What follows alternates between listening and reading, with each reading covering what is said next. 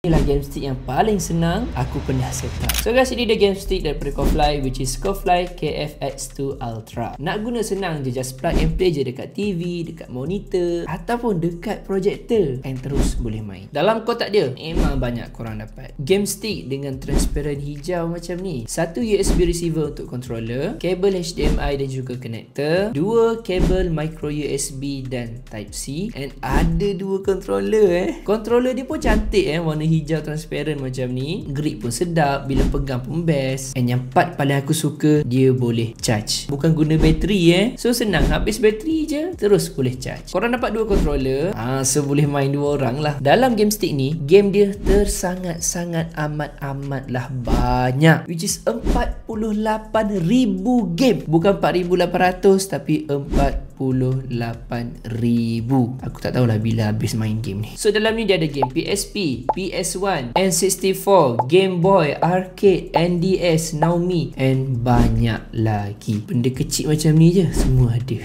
Cuma untuk game PSP sahaja yang tak boleh main dua orang. Selebihnya itu aku boleh katakan majoritinya boleh main game dua orang. So better lah korang beli yang dua controller ni. And aku sarankan juga korang beli sekali dengan charging dock dia ni. Ada option masa korang nak beli, dia nampak lagi cantik, lagi style lah bila korang susun dekat kabinet meja tu. So guys, kalau korang nak, link aku sediakan dekat bawah.